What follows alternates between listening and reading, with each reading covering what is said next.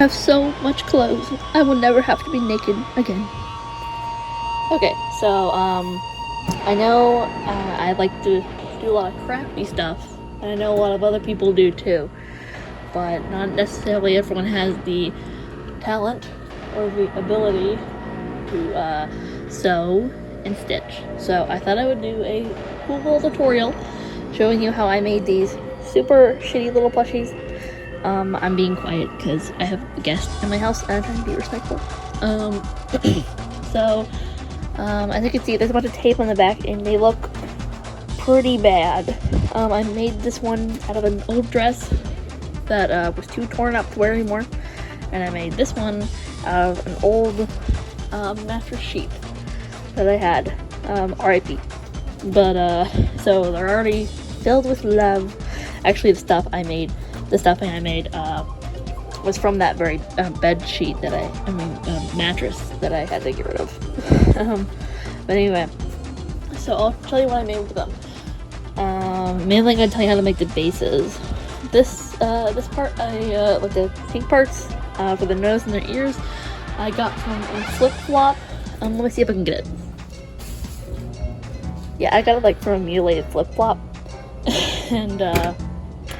and as you can see right here, there are buttons. I got off an old pair of pants my brother once had. And for this one's eyes, I did paint. It's acrylic paint that's like just kind of old, and I put some glue over it. And this is just like X, it doesn't matter. So I'm gonna show you how to make the base. So what you're basically gonna need is like, well, actually I'm just gonna show you in an overview, but yeah, an audio. Give me 1 second and the overview will do that.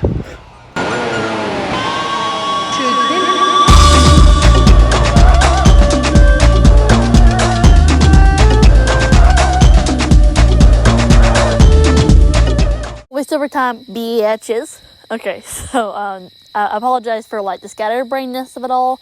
I don't actually have all the images in front of me, so I'm just gonna like try to speak out the cuff. So some of the things you're gonna need is scissors and stuffing and a sheet.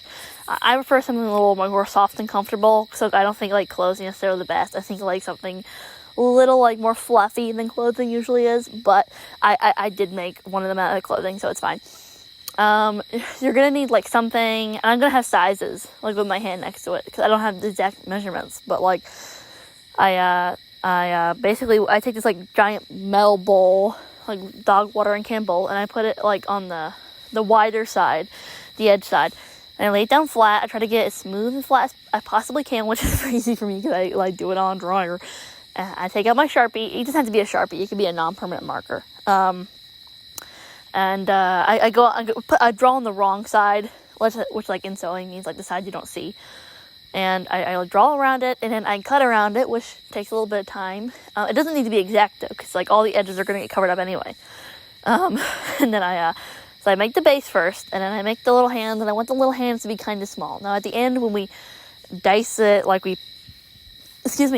when we like tape it all together, we're not going to tape it tight. We're going to tape it a little loose because the glue is going to hold it all together. I have figured out a way. So like for example, like after I get done cutting it, I'm getting ahead of myself. After I get done cutting it, I put the fluff in it. Where I got the fluff, I got it from my mattress that committed suicide. I don't really like know where to buy fluff, but I'm sure there's places to buy fluff. Possibly you could use other stuff, but I don't really know what else could work besides fluff. And I tried to keep it like just test it out, you know, like do a test run bunching it up, and if it seems like it's too thick, then don't. And it just has to be like super perfect, but I like to keep mine fluffy, because like by the end the whole thing's gonna be so crusty with glue that like more fluff the better to like make up for that. So basically you fluff it all together. Now before you like officially bunch it up to put tape over it, the tape is important. I'm gonna tell you why in a second. You put the tape in your mouth so you can like easily get it, or like on a box next to you or something. And you fluff it up, and you quickly get your tape before it can like unbunch. You know, like, keep a hand on it and all that. And then you tape it up. The reason you need to tape it up is because the glue will not hold something that tightly bundled together. It just won't. Like so, and I haven't figured out a way to cut the tape and get rid of all the tape by the end. So you're just going to put up with that tape officially. So, like, try to use high quality tape. Like, maybe you use, like, tape that's, like, less, it's, like, less cheap than what I have. Like, more expensive if you have it. And you do that for all the little parts. Make sure to not bundle, like, any part of it too tight, but especially little pawls. It doesn't need to be exact. As long as it holds up fine, you know, it's all good. You're going to be able to, like, glue up all the at the end, right? So what you do is, after you get that done, I would recommend, like, not gluing it together immediately. So, like, as in, like, let all the sides on both, you just, like, lather the back side with glue, and all the little pawls, the 4 pawls with glue, and, let dry for one night, and come back to it in the morning like I do, and, then glue them on. And it's going to take a while. It's going to take, like, multiple coats to get them, like, those pawls remotely staying on, because they want to, like, fall off. And, like, the first one, like, fell off multiple times. It was so discouraging. But eventually I got it. And eventually you have, like, so much glue on there, it'll stay on. Now, keep in mind, this project gobbles glue. I use clear glue, by the way. I forgot to mention this, but I use clear glue. You don't need to use clear glue. I just prefer it because I think that it, like, makes it look less disgusting at the end. But keep in mind, and I already showed you what they look like at the end. They look a little crunchy, not super snuggly. They're kind of like shelf toys, but that's something you give to a kid. But I think they're super cute, and I think it's really nice to be able to make a plushie. Like, it's, like, super freaking fun, super sexy. So, like, I would recommend making these glue plushies. Not refined. If you're, like, super into plushies, I would recommend, like, actually learning how to make a real plushie for real.